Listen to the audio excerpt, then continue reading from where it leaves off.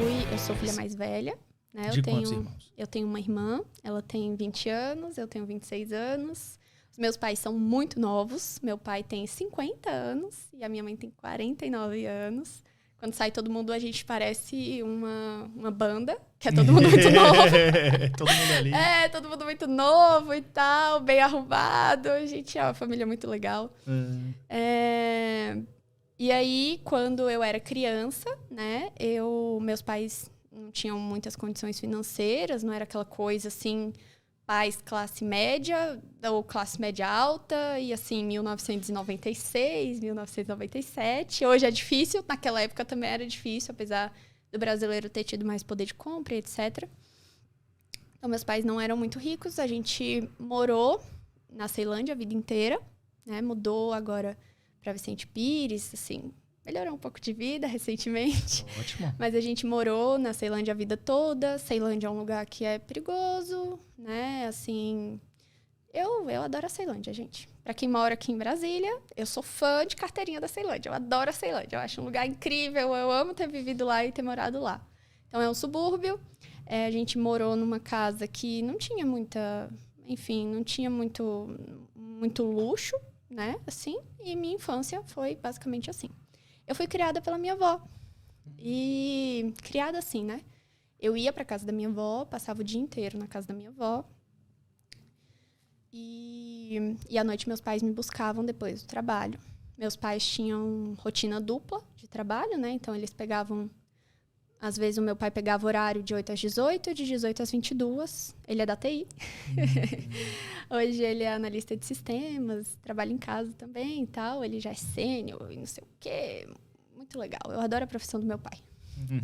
Muito orgulho dele e da minha mãe. E minha mãe também tinha um trabalho que era tipo 12 horas diárias, porque era tipo vendedora, alguma coisa assim, sabe, na época. Então eu ficava com a minha avó o dia inteiro, minha avó costureira. Manicure, costureira, cabeleireira, fazia de tudo um pouco para fazer uma renda em casa e cresci com ela até os meus 7 anos, 6 anos, que foi quando ela começou a adoecer.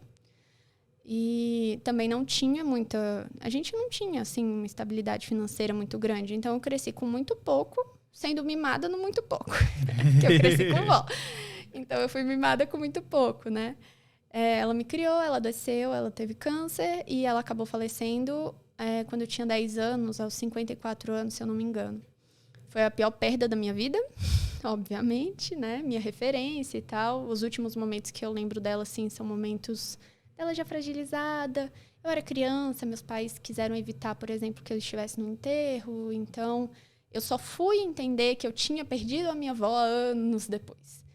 E já tinha minha irmã, né? E eu fui responsável pela minha irmã durante muito tempo.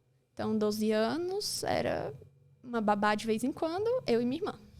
Então, eu aprendi a cozinhar muito cedo, aprendi a lidar com a minha irmã muito cedo, cresci muito cedo, tive que crescer muito cedo para ajudar também os meus pais. E essa cobrança sempre esteve ali. Sempre esteve ali e eu sempre fui tomada de responsabilidade. Hoje... eu gosto de ter tido essas responsabilidades, mas, obviamente, quando eu era adolescente, era o caos.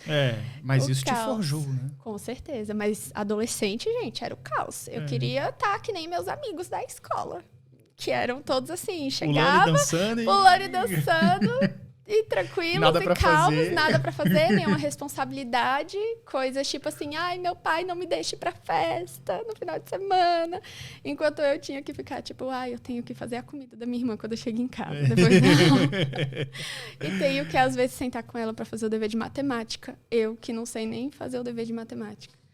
Então... cuidei da minha irmã, né, durante muito tempo, fui responsável por ela. Ela é linda, perfeita, maravilhosa. Se ela estiver assistindo agora, isso daqui ela vai com certeza chorar, porque ela é super emotiva. Ela quer psicologia também? Ela quer medicina. Medicina? Isso. Ela já tá fazendo? Tá no pré-vestibular, ela vai super bem nas provas. A gente tá esperando aí que esse ano, mais ou menos, ela já esteja conseguindo passar. Vai conseguir. Ah, com certeza. Estamos lá dando todo o apoio para ela. E aí, nesse meio tempo, os meus pais foram também criando, né, mais uma condição econômica, enfim. Meu pai se formou na faculdade, minha mãe se formou comigo. Ela terminou a faculdade 1 ano antes de mim. Maravilha. E ela é mestre hoje em enfermagem. Ela já tem mestrado. E são meus exemplos, né? São meus exemplos. Meu pai na de informática. garra e de crescer e de evoluir, papapá, e não desistir. Na vida da nossa família não teve nada fácil. Fácil, assim, de... alguém passou a mão na cabeça da galera, sabe? Dos meus pais ou minha. Não foi fácil, não. Foi tudo bem conquistado e eles faziam questão de falar, olha, isso daqui foi conquista. Por exemplo, eu estudei a vida inteira em colégio particular, mesmo na época em que eles eram ruins de grana. Então, eu estudei a vida toda em colégio particular. A minha irmã, ela já não pegou tanto essa época, assim, de cobrança. Mas eu sempre fui muito cobrada. Então, você tem que aprender inglês, você tem que aprender espanhol, você tem que ir bem nas matérias, você tem que se desenvolver, você tem que aprender a falar, você tem que gostar de certas coisas, você tem que conversar com pessoas, e você tem que ter uma boa profissão, você tem que se desenrolar, você tem que ter seu dinheiro. Então, assim, comigo, esse você tem que... Para uma adolescente. Extenso. Foi demais, mas eu agradeço, sabe? Sim. Inclusive, tem uma história engraçada. Eu, né, pelo meu pai ser da TI, meu pai me ensinou muita coisa. Então, eu trabalhei com web design, com design, né? Eu fazia isso daqui. Há um tempo atrás, ainda hoje em dia eu faço, quando eu quero dar uma esparecida. Legal. Então, eu trabalhava com arte digital e tal. Trabalhei com isso durante muito tempo. Aprendi muito cedo. Com 11 anos de idade, eu já estava desenvolvendo site, porque meu pai é da área. E todo mundo achou que eu ia seguir a carreira do meu pai. Porque TI não necessariamente é a programação, é análise de sistema, é gerenciamento, é arte, tecnologia da informação. Todo mundo achou que eu ia seguir a carreira do meu pai. Um belo dia, aos 14 anos, eu cheguei em casa, falei bem assim, eu vou ser psicóloga. Aí meu pai me olhou e falou, você vai morrer de fome. Aí a minha mãe, você tem que fazer TI, porque vai arrumar trabalho mais rápido, não sei o quê. Aquele fuzuê que os pais sempre fazem pra gente, né? E psicologia, gente, parece que é recente, né, o meu curso, mas quando eu decidi isso, aos 14, eu tinha 14 anos, era em 2011, ainda tinha muito preconceito com a psicologia, né? 2011, ainda tinha muito preconceito com a psicologia. Preconceito mesmo de estereotipado. Do tipo assim, cara, pronto, sua carteirinha de passador de fome. Carteirinha de vai morar na praia. Tipo vai vender água de coco na praia. Hoje eu acho que isso já melhorou um pouco, mas se você pegar o histórico, a gente psicologia tá do tipo assim, o que eu marco aqui? Vamos botar psicologia, tipo... lá atrás, assim... E eu fui muito influenciada na época exatamente por causa de séries investigativas. CSI. CSI, caraca, eu adorava CSI. E CSI eu assistia com meu pai, né? Então ainda tinha todo esse complemento emocional do negócio. Eu quis ser policial por causa disso, por causa de CSI, investigação e tal. Foi por isso. Eu queria ser perito psicóloga. Fora do país, esse cargo existe, né? Essa atuação existe. Aqui no Brasil, não. Acho que é só perito aqui, né? Não, só perito, e aí tem perito médico, dentista, biólogo. Sim, forense. Tem de várias áreas. Pra psicologia não tem, pra fazer profiling, né? Perfil criminal e tal. Cara, eu sou apaixonada nisso. Eu sou típica, gosto de assistir série de criminoso na Netflix. E veja bem que você vai...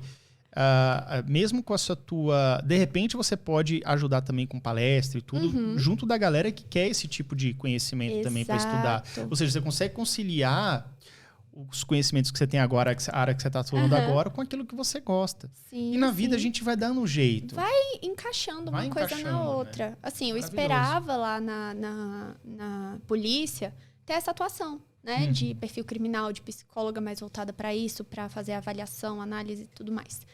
Existem psicólogos na polícia, tá? Mas eles estão atuando mais no administrativo da polícia do que propriamente dito nos crimes, né? Na resolução dos problemas, nas investigações. Verdade. E são poucas vagas. Aqui no DF não tem.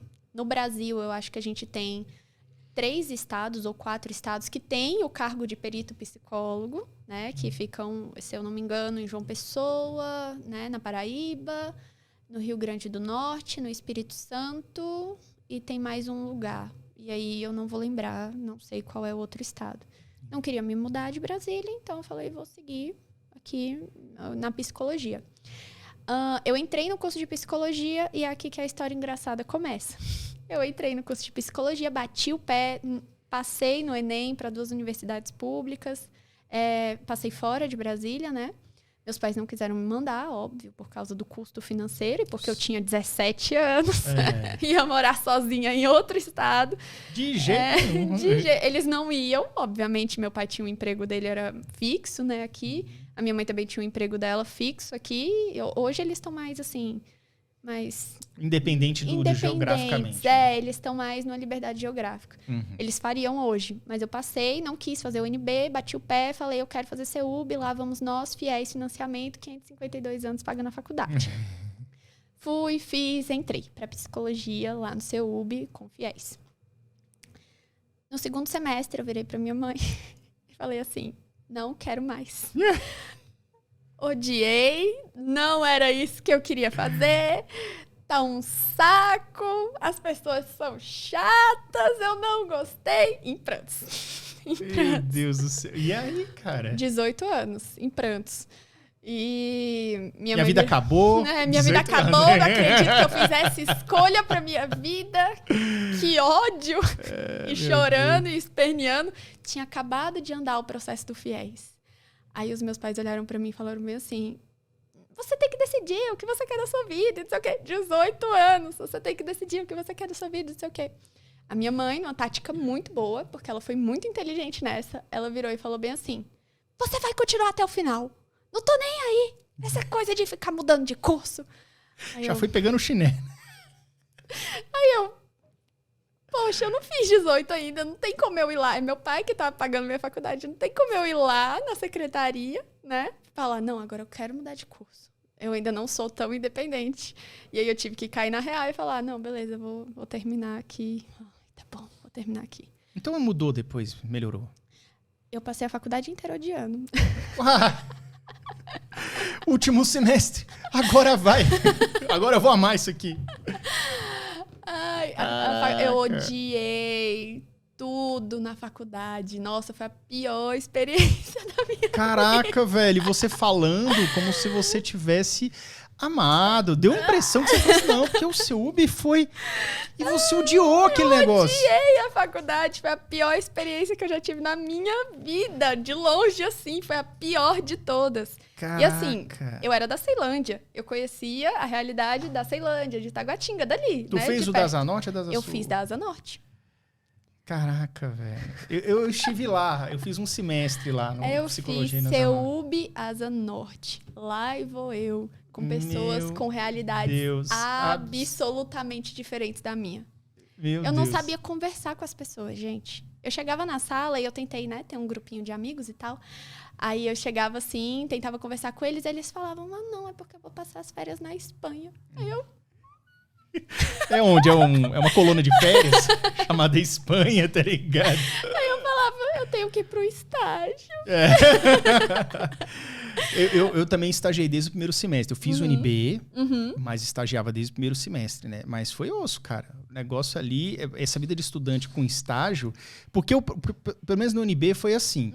Sei lá, eu tinha 4, 5 professores por semestre. Todos eles achavam que você só tinha a matéria dele pra estudar. Só, olha, você tem pra aula que vem 3 resenhas. Aí o outro, você tem 3 resenhas. Você tinha 20 resenhas pra fazer pra semana que vem, tá ligado? Você formou em quê? Administração. E aí ainda tinha que fazer, eu ainda trabalhava, né? E pior, eu estagiava 6 horas, depois estagiei 8, que na época tinha. Hoje essa escravidão já acabou, tá? Não, é só porque era, porque era naquela época, podia estágio de 8 horas sem férias. Meu Deus. Não, é pra você, era um chicote no lombo mesmo. Era o trabalho escravo. Trabalho escravo, escraviário. Aí, cara, além disso, tinha o quê? Aí depois eu trabalhei, carteira assinada, mudei de emprego e tal, fui demitido e contratado e tal. E antes do concurso. E aí eu trabalhava 8 horas carteira assinada, bonitinho, mas assim, era 8 horas durante o dia, ainda ia pra UNB à noite. E aí você acha que ia estudar quando? Nunca. Porque tipo, final de semana as 6 horas que sobrava, eu dormia, né? Tipo assim, né? Mas enfim, é difícil, né? Apesar da UNB, muitas pessoas devem ter pensado, né. E pra sua área, ainda tinha mais oportunidade de emprego que pra minha. Eu acho que o leque, ele é um pouco... Não significa que o salário seja melhor, mas o leque... O leque é maior. É porque ele abrange um pouco mais, né? Eu acho, né? O meu primeiro estágio, que foi no primeiro semestre de psicologia... E aí, gente, eu já tô voltada pra essa área há muito tempo. Foi com pesquisa de mercado. Eu ligava... Tipo um ADM, né? Eu ligava pras pessoas... Telefoninho, 17 anos, conversava com a pessoa. Oi, tudo bem? Aqui é da empresa X, nós estamos fazendo uma pesquisa para saber como foi o seu atendimento no hospital tal. E a pessoa, quantos anos você tem? Aí eu, moça, isso não importa, por favor, responde a pesquisa. Eu só tenho que completar esse formulário. Eu tenho que bater meta. Esse foi o meu primeiro estágio. E aí, depois, na faculdade, eu decidi empreender durante um tempo, né? Empreender assim, comprava umas bijuterias, abri um Instagram, uma lojinha no Instagram, comprei umas maquiagens e falei bem assim, galera, é o seguinte, a bijuteria aqui é barata, vamos comprar? Aí o pessoal da faculdade comprava, ali da psicologia, comprou um tempo. Fiquei me mantendo assim, almoçando, pagando passagem de ônibus, coisas que... Com essas vendas, Com essas vendas, isso. Legal. Isso no segundo, terceiro semestre. No quarto semestre, eu me tornei guia turístico. Aí eu viajava. Aonde isso? Tinha uma empresa, né, que fez as viagens das escolas onde eu estudei, quando eu era adolescente, né, mais nova. Final de terceiro ano, fiz viagem. Meus pais fizeram das tripas coração, pagaram a viagem. Fiz um cruzeiro, sou muito chique. Caraca. Eu fiz um cruzeiro, tava lá, não podia gastar nada porque era tudo em dólar. Tudo bem, o dólar era R$2 na época, coisa que poucas pessoas conhecem. Você vai pra esse cruzeiro, mas nem pensar em comprar nada. Você vai ficar lá, você só vai comer o que tiver lá. Tá ouvindo? Não é pra comprar nada além do que tiver lá. Você não gasta dinheiro, porque você só tem isso daqui. Se acontecer alguma emergência, lascou. Aí eu fiz essa viagem, conheci a empresa e aí acabei entrando em contato com a empresa, que, né, eu gostava de falar com as pessoas e fazer apresentação, e vendia pacote de viagem para ensino médio. Então, eu pegava, ia nas escolas, né, ficava nas escolas, né, que tinha aqui no DF, porque a maioria já foi, da época que eu trabalhava com isso, a maioria das escolas já foi. Ficava lá sentada para fazer o fechamento de venda, aí depois eu evoluí um pouco, comecei a fazer as apresentações de vendas, e aí evoluí mais um pouco e comecei a viajar. Aí eu fiz Ouro Preto com os meninos de, sei lá, 6ª série. Fui para Ouro Preto, Goiás Velho, Balneário Camboriú, pela última vez, e consegui um estágio numa clínica de psicologia. Já em 2016, assim, no final de 2016. Você é desenrolado, hein? Ah. Você aprendeu, né? Aprendi direitinho. Eu falei, eu quero um iPhone. Quero trocar meu celular por um iPhone. Vou trabalhar. Vou lá. Vou atrás. Fui. Consegui comprar o iPhone nessa última viagem que eu fiz de Balneário. Consegui comprar o iPhone com essa viagem. E era impressionante, que eu era a guia, né? Eu não bebia, eu tava ali com a galera e tal. Mas eu aproveitei todas as festas com o pessoal como se eu fosse, assim, jovem. Tô no meio. Eu tinha 19 anos, os meninos tinham 17, 18. Aí era eu e mais alguns guias, né? Pra cuidar todo mundo. E aí eu lá nos shows e tal, eu aproveitando a semana, recebendo pra isso ainda, aproveitando uma viagem, tô muito bem. Que massa. Consegui comprar meu iPhone, aí depois eu entrei no estágio, fui estagiar numa clínica de psicologia, ganhava bem menos, né? Sim. Mas eu aprendi todos os processos clínicos, né? Tipo, processo administrativo mesmo de psicologia dentro dessa clínica. Legal. E eu sou extremamente grata à minha chefe da época, né? Ela me ensinou muita coisa. E foi ali dentro que eu comecei a estudar para concurso de carreira policial. E o meu primeiro concurso de carreira policial foi para uma área de psicologia. Foi o CBM, mas foi psicologia, voltado para psicologia. Foi a minha primeira aprovação. Eu passei, né? Mas fiquei muito longe, assim, das vagas. Não classifiquei. Mas eu passei no meu primeiro concurso porque a minha chefe me emprestava os livros para eu ficar lá depois do expediente estudando. Olha! E como você percebe que esse negócio do caos, né? Da gente confiar no caos. A gente não controla as coisas. E você foi fazendo uma coisa que foi puxando outra, que foi puxando outra, que foi puxando outra. E de repente você teve conquistas porque uma coisa foi puxando a outra. Né? E aí eu, ali na época, eu, né? Estudei pra isso, fiz a prova. Passou a prova, né? Passei, aí eu dei um ânimo, que era a minha primeira prova de concurso, assim, que eu fazia focada, estudando mesmo. Nossa. Deu um ânimo, aí eu falei, vou continuar estudando. Aí eu passei mais uns 2 meses nessa clínica, aprendi muita coisa e tal. Saí de lá, saí da clínica e falei, agora eu só vou ficar estudando. Aí eu peguei período integral de estudo. Ia pra faculdade, aí foi quando começou meu período integral de estudo. Ia pra faculdade de manhã, tinha aula, à tarde eu ia pra biblioteca, ficava lá o dia inteiro. E à noite eu reprovei uma matéria no 5º semestre, quando eu entrei para ser guia, porque eu fui viajar, o ônibus quebrou, eu tinha uma apresentação de um trabalho para fazer, perdi a apresentação do trabalho e reprovei na matéria. Oh, meu Deus. Aí eu tinha que voltar à noite para ficar lá, para, né, fazer essa matéria, essa bendita dessa matéria. Entendi. Fiz a matéria e tal, e foi assim. Eu comecei, né, cedo na faculdade, ficava até tarde, pegava ônibus, voltava para casa, no outro dia cedo na faculdade. E pegando matéria sábado, porque eu falei, já que eu tenho que fazer isso, então eu vou fazer em 5 anos. Nem pensar fazer em 5 anos e meio. Nem pensar que eu vou pegar mais um aqui. Não. Eu vou terminar logo isso daqui. Friamente calculado. Friamente calculado. Terminei, consegui, exausta. Mas terminei, mas consegui. Foi embora.